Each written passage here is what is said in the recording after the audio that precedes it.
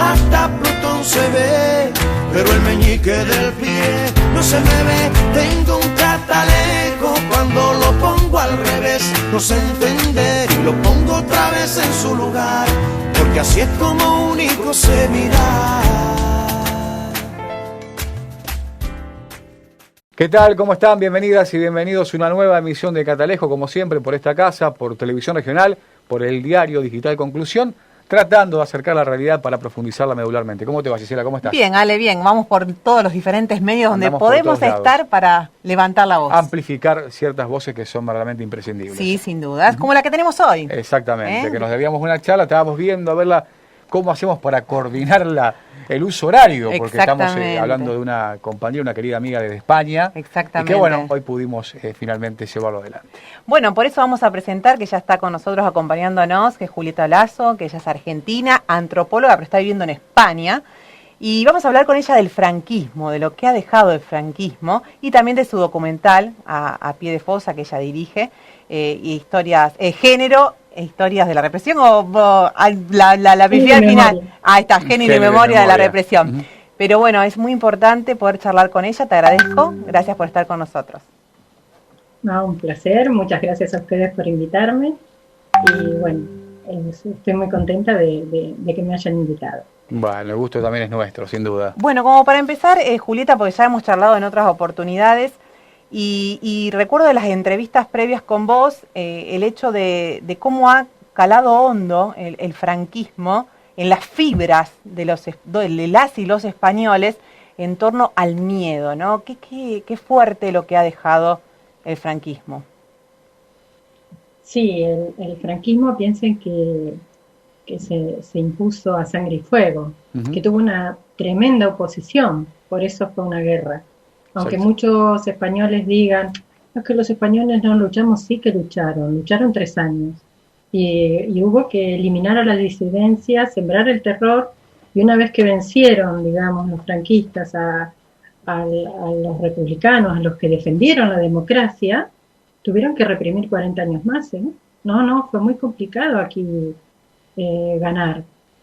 Claro. Pero ganaron a base de sembrar el terror, a base de represiones de todo tipo, a base de asesinatos, de una serie de crímenes, a base de digamos, sobre todo esta cuestión del miedo, de que si había un republicano, por ahí lo mataban, lo convertían en esclavo, lo mandaban al exilio, terminaba en una cuneta, pero después todos sus familiares eran castigados. Las mujeres eran las rojas, zorras, putas, que había que enderezar, porque la mujer también era vista como manipuladora, como maldita. Ese tipo de machismo, de que la mujer es peligrosa, un poco distinto a lo mejor al de Argentina, que es más pobrecita, no puede, vamos a ayudarla, porque no, sino como más zorra, peligrosa, maldita, que manipula, que lava cerebro. Entonces, en ese aspecto también tuvieron que meter el miedo a los que quedaban, a las madres, digamos, a las viudas. Uh-huh. Y estaban las señoras, que eran las obedientes, claro, y estaban las otras, las zorras, las individuas, y bueno, y todo el sembrar el miedo, que la sociedad esté desconcertada, que no entienda qué es lo que pasaba, también era parte de la metodología. Entre todas las represiones, el que no entiendas, el que te culpen de lo que has hecho, el que, digamos, que la persona amenazada sea considerada por la sociedad un amenazante, un peligro, uh-huh, ¿no? El invertir las categorías. Claro, revertir las lógicas y los sentidos, ¿no? Y también llevarlo a cabo. Son unos traidores. Exacto. ¿no? Todas estas cuestiones funcionaron muy bien y con todo un aparato muy fuerte, muy sólido y que estuvo 40 años. Totalmente. Entonces, la cuestión del miedo a la desobediencia, sobre todo el miedo hoy día, ¿no? Que ya pasaron tanto, caló en el miedo a rebelarte, el miedo a no cumplir con las expectativas, a desobedecer. Eso es algo que está muy presente. Yo lo vi, por ejemplo, en mi familia, que mi marido tenía el abuelo desaparecido, y cuando empezamos la búsqueda, estábamos contraviniendo algo, una orden que yo no alcanzaba a entender. Claro, dimensionar. Claro. Que eres un señor, que eres un traidor, que Franco no fue. Y todas estas cuestiones, después yo iba viendo, cuando me metí bien en el tema, que pasaba en todas las familias, que no era una cosa, ¿no? El miedo que quedaba en la familia de que alguien estuviera desobedeciendo en democracia, ¿eh? En democracia. Ahora, de esto empezaron en el 2000 los nietos a buscar a sus abuelos. Claro, asesinados en los años 30 y 40. Claro, un proceso mucho más extenso que el que tuvimos que ver acá con después el post-dictadura, digamos, un proceso, como bien lo marcaste vos, mucho más profundo, porque no solamente a sangre y fuego, sino que fueron, como bien marcabas vos, después décadas, ¿no? Décadas posteriores donde, me imagino yo, el disciplinamiento cultural, educacional, de medios de comunicación ha sido tremendo, ¿no? Tremendo, con la censura, con la educación, con todos los medios trabajando, con la justicia, con la justicia, con la economía, con la educación, fue muy fuerte lo de la educación, ¿no? La educación, todos sabemos que es una herramienta política esencial. Tal cual. Y ellos lo supieron. Y además España estaba medio aislada, ¿no? Esta cuestión de ser una dictadura después de la guerra. Y la guerra mundial. Exacto. En la Segunda Guerra, cuando cae el fascismo, España no cayó, pero no cayó ¿por qué? Porque era anticomunista, entonces le dejaron seguir por su fuerte anticomunismo, porque, ¿no? Y que había logrado que España no sea comunista. Entonces toda esta cuestión del miedo, de identificarte, de que sepan que sos un rojo, porque después no te van a dar trabajo, ¿eh? Y eso es muy probable y es muy todavía, de que depende, que da miedo, que uy, míralo, todavía está muy presente. Recién los nietos, la tercera generación que nació en democracia o se crió en democracia, si nació un poquito antes, porque Franco muere en el 75, hace muy poco. Entonces los que nacieron a fines de los 60, 70 y se educaron y fueron a la escuela, esos recién, digamos, como que los pactos no se heredan cuando uno fue criado en otro contexto un poco más abierto y te explican por qué las cosas son como son, decís, no puede ser. Claro. El movimiento de la memoria histórica tenía como eslogan, ¿por qué los padres de la Constitución, los padres, ¿no? Todo así visto míticamente, majestuosamente, los salvadores, ¿por qué los padres de la Constitución dejaron a mi abuelo tirado en una cuneta? Esta cuestión. Sin duda, sí, lo que hablan de libertad, lo que hablan de, no sé, de humanidad, de tantas cuestiones relacionadas a Dios, ¿no? Terminan siendo sujetos, ¿no? Extremadamente perversos en su accionar, que con su clara, digamos, demostración están muy lejos de lo que dicen pregonar. ¿Querías preguntar algo más? Sí, siguiendo un poco con el eje de todo esto que fue a través de los años tapado, sepultado, silenciado, cómo fue el hecho de las exhumaciones, ¿no? Y que si uno las toma, las que comenzaste vos, ¿no? En su momento, hace unos años, que fueron las primeras exhumaciones, digamos, de las fosas, ¿no? Parecería increíble que después de tantos años, bueno, recién hace poquito, ¿no? Fue en el 2000. Empezaron en el 2000, este movimiento de nietos que empezaron. En los años 80 sí hubo exhumaciones, algunas exhumaciones privadas, de ir y decir, tú sabes dónde enterraste al enterrador, dónde enterraste a mi abuelo o a mi padre, dónde sí, estaba por ahí, iban con pala, con nocturnidad y se lo llevaban. Porque para los españoles, si bien uno puede ser religioso o no, este peso de la iglesia, del culto a los muertos es muy fuerte. Claro. Es insoportable para ellos, aunque sean ateos o aunque tener a un familiar tirado en una cuneta. Es insoportable, es muy doloroso. Tal cual. Es un trato muy indigno. Y la cuestión de las exhumaciones son incómodas, molestan. Siempre hay muchas resistencias. Al principio, por ahí, permitían mientras no hagas ruido, mientras no digas, mientras no saques fotos, mientras no. Claro, por eso lo privado, imagino, para no interpelar el status quo, ¿no? Creado que había o que sigue estando, ¿no? Claro, porque se está desenterrando, además de todos los crímenes que ocultaron. Claro. Y ahí, todo eso se vuelve irrefutable. están ahí con los tiros en la cabeza. No pueden decir que es mentira, que somos exagerados, que no es verdad. O sea, es irrefutable, es incontestable. Y en ese contexto, que es donde yo hago las entrevistas, digamos, es como que antes siempre eran silenciando, ¡ay, ya está otra vez con este cuento, la batallita del abuelo! ¡Ay, cortala! Hay que mirar al futuro, como si el futuro, ¿no? Y el sí, hay que mirar para adelante, ¿no? Sí, claro, aquí está la historia, ¿no? Si no, totalmente. ¿para qué está? Si no es para saber. Y todo esto hace que el silenciamiento de décadas muchas veces se rompa ahí, en ese contexto. Entonces empiezan a oponerse, que nunca lo habían logrado hacer, a todo el sistema que no los dejó hablar, que siempre los ninguneó, que te lo merecías, porque además otra de las reversiones que decíamos hace un rato es culpar a la víctima de lo que el victimario le hace. Claro. Pero lo hacen todos los fascismos. Totalmente. ¿No? Y todos los autoritarismos. Es así, es tu culpa y estás ahí porque te lo buscaste. Algo hiciste. Totalmente. Sí, el por algo será. Por algo será. Sin duda. Inaceptable, pero bueno. Sí, ¿no? ¿Te parece meternos en el primer cortecito y la seguimos? Dale, cómo no, vamos a la primera pausa. Dale. Muy bien, continuamos con Julieta Lasso. Hermosa charla con lo que ha dejado, ¿no? El franquismo.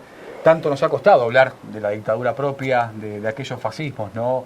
Europeos, pero que necesitamos dar un debate profundo para entender, o por lo menos para empezar a reivindicar la historia silenciada, tergiversada, que esconde un monstruo definitivamente, ¿no? Sí, sin duda, sí, lo charlábamos al inicio, ¿no? De este documental que surge de las entrevistas que se realizaron a pie de fosa justamente, el tema de género, ¿no? El tema de qué conquistas tenían las mujeres antes del franquismo. Por lo que vos me has contado en otro momento, podían trabajar, podían abortar, no existían los hijos ilegítimos, y el franquismo vino a destrozar todo eso. Sí. Incluso tenían el divorcio también, el aborto, etc. ¿Y qué pasaba? Por ejemplo, si una pareja se divorciaba y se volvía a casar, cuando llegó el franquismo anuló el nuevo matrimonio y volvían a estar casados con su expareja. Es una cosa de locos. Increíble. Una cosa de locos. Increíble. Los hijos ilegítimos, todo eso, la República lo había homogeneizado, no había hijos ilegítimos, no había títulos. A ustedes a lo mejor desde Argentina cuesta entender que hay gente con título de conde, todas estas cosas que acá están muy presentes. Y bueno, la República era muy progresista para la época, demasiado avanzada.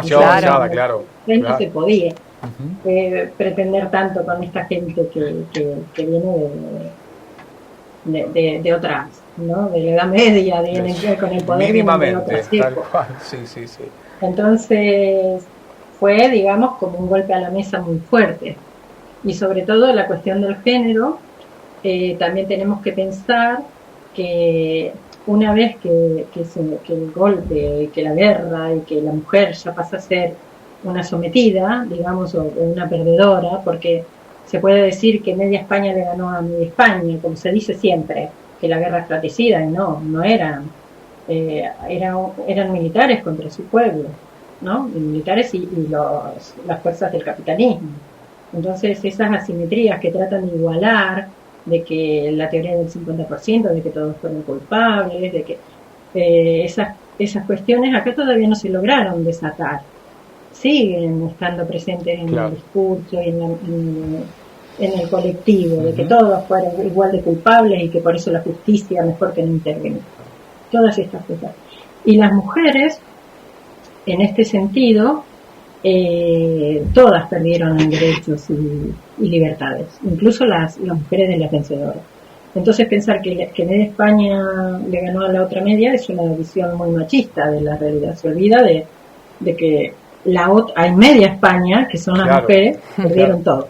Totalmente. Entonces eso es muy interesante. También contaba, sabido, te interrumpo, no sé si para empalmar también los vejámenes, ¿no? Que los marcabas en una charla con Cisela para el diario, digamos, que han sido muy crudos y que hasta tienen un tinte de surrealismo, ¿no? Digamos, la perversidad del mismo, ¿no? A la violencia de las mujeres. Exactamente. a las mujeres, casi todas viudas, que acabaron de matar a sus maridos, ¿no? Porque en la fosa donde, digamos, del documental, que es en Burgos, en la provincia de Burgos, empezaron a rumorear, porque estuvimos muchos días ahí. Era una fosa donde se esperaban encontrar entre 18 y 20 restos y aparecieron 24. Por lo tanto, hay 4 que ya fueron borrados de la historia, donde el olvido ganó. Pero bueno, empezaron a haber rumores en los pocos días, siempre femeninos, siempre las mujeres, a decir sí, porque en este pueblo, Loma de Montija, vinieron y violaron, mataron a los hombres y después vinieron y violaron a todas las mujeres, hermanas, hijas, esposas de los recientemente asesinados. Fue un hecho muy perverso que pasó en un día. Entonces yo preguntaba, bueno, pero en el pueblo ¿cuántas casas hay? ¿Cuántos hombres se llevaron? Unos 30. ¿Cuántas casas hay? 60 más o menos. Medio pueblo, ¿no? Medio pueblo. Increíble. Fue liquidado, borrado, ¿no? Esto de la eliminación de la disidencia, que no quedó ningún contrario. Y después vinieron a violar a sus hijas, sus esposas, sus hermanos, sus madres. Todo esto siempre cabe destacar que en nombre de Dios, ¿no? Generalmente. Y de la patria. Y de la patria. Sí, salvando a España y sus valores. Exactamente, con salvajismo. Sí. Entonces, esto de las violaciones masivas se rompió el silenciamiento ahí, en las entrevistas, lo cual para mí es un orgullo, ¿no? Totalmente. Entonces, y bueno, lo tengo ahí y es uno de los ejes del documental. Y otra de las cuestiones de la violencia de género, que era muy, muy llamativa también y muy perversa, es que cometían los crímenes, ¿no? Y después, bueno, la fiesta del pueblo o un fin de semana, llamaban a todo el pueblo a la plaza, generalmente en la plaza, a veces tocaba la orquesta si era un día de fiesta, y a las mujeres, hijas o esposas o madres de los asesinados, recientemente en pleno proceso del duelo, les rapaban el pelo al cero, les hacían tomar fuerte dosis de aceite de ricino, que el aceite de ricino les da descomposturas y diarreas instantáneas. Y así, ¿no? Con toda la feminidad arrancada en un solo acto, rapadas y defecadas, las hacían marchar, cantar canciones del franquismo, barrer, la iglesia, limpiar, la plaza. Cosas muy femeninas, ¿no? A sus labores, hacer sus labores. Un acto de humillación pública delante de los suyos, delante de su pueblo, que eso quedó en la memoria para siempre, ¿no? De todos. Y yo preguntaba, ¿y esas mujeres se han vuelto a casar? No, ya estaban marcadas. El estigma, la marca, la memoria. Qué tremendo, es imposible no intercambiar con la piel erizada, ¿no? De la perversidad, deshumanizante, tremendo, por eso consideramos que es, y no tener, digamos, los ojos llorosos, ¿no? Lo importante es imposible no conmoverse, el material y el trabajo, ¿no? De Julieta ahí, ¿no? En España. Sí, sin dudas, ¿no? Porque lo increíble y lo que decía Julieta también es ponerle nombre al violador. O sea, estamos hablando es tremendo y estos vejámenes, ¿no? Que hemos sufrido a lo largo de la historia de las mujeres, bueno, acá se ven explícitos. Sin duda. Sí, es muy raro que se señale al violador, al asesino en general, no lo quieren decir por respeto a sus hijos y a sus nietos. Claro. Hay una versión que ha triunfado, que es la del silencio. Claro. La de proteger a los, ¿no? Y bueno, y proteger y dejar impune a la vez. Claro. Porque además de estos crímenes vienen siempre con saqueos, con expolios, con el robo de viviendas, judicializados, con embargos, todo lo económico viene atado a eso, que todavía no se ha tocado, no se puede tocar. Claro. Porque en realidad yo creo que ese es el tema, ¿no? Que mientras menos se toque, no se llega a la parte económica. Y otra es que los grandes padres de la patria, estos salvadores, que hay, no sé si ustedes vieron, todo el mundo lo vio, ese hombre que avisa que Franco ha muerto llorando, españoles, sí, Franco sí. muerto. Bueno, este hombre es Arias Navarro, que tiene plazas, calles, ahora se las están quitando, ha firmado 4.000 sentencias de muerte. 4.000. Es el carnicero de Málaga. Claro. Nadie lo sabe. Y cuando yo doy los talleres de memoria en los colegios y esas cosas, yo lo muestro y digo, ¿y ustedes saben quién es? Sí, todos lo han visto. ¿Y saben que ha firmado 4.000 sentencias? No, no lo saben. Y hay que saberlo. Sin duda. Sin duda. Sí, hay que insistir con dar vuelta a la historia como una media, ¿no? Y contar y desmenuzarla y profundizarla, porque la verdad que ha venido siempre contada de la hegemonía, impuesta generalmente por la sangre, por las balas, y bueno, tremendo. Sí, y aparte vincularlo también con lo que pasa en la actualidad, ¿no? Estos brotes de ultraderecha que nunca se han ido. Ese es el gran problema, que nunca se ha ido, no es que volvieron, ¿no? Estuvieron siempre. Exacto. Vamos al último corte, ¿te Dale, parece? y volvemos. Cerramos con Julieta, que nos cuenta un poquito ya en los últimos minutos su documental. Sí, que está recorriendo el mundo. Exactamente, ya regresamos. Dale, vamos. Muy bien, estamos ya llegando al final, nos quedan poquitos minutos, una charla emocionante, vamos a repetirla. Sin duda. Son temas apasionantes y que tenemos que generalmente en este país también amplificarlos, ¿no? Sí. Por último, preguntarle a Julieta que nos hable un poquito de este documental y que viene siendo invitado, viene siendo premiado, viene siendo que destacado, en septiembre se expuso aquí en la ciudad de Rosario y ha viajado por distintos lugares del mundo, así que aprovecho a felicitarte nuevamente, pues es un gran trabajo, un gran documental. Muchas gracias. Sí, yo tenía ese material y hicimos un pequeño documental, un corto, de un poco menos de 15 minutos y explicando toda esta cuestión de la violencia de género del franquismo, pero a la vez describe todo. ¿Por qué? Porque habla de las fosas, está hecho desde las fosas, o sea, desde la parte represiva y desde el hoy. Son 2 nietos, digamos, o sobrinos nietos de mujeres de represaliados y una que nació en el penal de Burgos, que su madre estaba presa y nació en el penal, que es Esperanza. Y después están Ana y Marisol, que son 2 entrevistadas más y que van contando, digamos, desde el hoy cómo ven ese pasado y lo que pasa, ¿no? Cómo sufren y cómo han heredado ese dolor. Porque esto que decía de que es muy, muy insoportable tener estos crímenes, esta impunidad hoy día en una democracia. Se les hace muy difícil de asimilar, y todo el aparato, digamos, atravesado para que esto no se mueva, que no se remueva. Cuando se le hace imposible de evitar, cuando los nietos empezaron, ahí empezó un poquito a moverse. Claro. Pero a Franco lo acaban de sacar del Valle de los Caídos, que es el monumento al fascismo, con esa cruz gigantesca que estaba ahí, de los caídos son los caídos por Dios y por la patria. Claro, los únicos. Los demás no, claro. Sí, tal cual. Entonces, toda esta simbología y todo este peso que actualmente se ve es muy doloroso y muy antidemocrático. Las éticas democráticas no entran en juego todavía del todo. Yo creo que la 4ª generación viene muy bien. Hay de todo, ¿no? Sí. Pero los chicos vienen, los de la secundaria, que doy unos talleres de memoria, vienen ecologistas, bastante feministas. Vamos a apostar ahí fuerte, entonces. Apostamos sí, fuerte es lo que trato, es lo que estoy tratando, ¿no? Porque claro. Con los mayores no hay nada que hacer, como dicen algunos, es un caso perdido, ya tuvieron mucha carga, mucha educación, mucho miedo, totalmente. Sí, la cuestión es muy difícil. Sin duda. Sí que hay avances, va avanzando y va cambiando, pero cuesta mucho. Duda.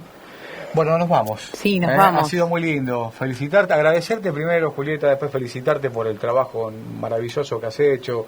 Estos trabajos, como también el que impulsó Valeria Mappelman aquí en la Argentina con lo que fue la masacre de Pilagá, ¿no? En el 47. Estos trabajos también de Osvaldo Bayer que hemos tenido en Argentina, tan importantes, ¿no? Para rescatar esa memoria que ha sido enterrada, que sigue intentando ser enterrada, pero que siempre está aquel que la destierra para poder traerla nuevamente y ponerla en manos de todos, ¿no? Sin duda, ejercitar la memoria, con Julieta lo podemos hacer, así que lo vamos a seguir haciendo y vamos a hacer otra entrevista para profundizar porque es muy interesante. Muchas gracias, Julieta. Muchas gracias, Juli. Muchas gracias. Gracias a ustedes. Ok, vamos allá. Sí.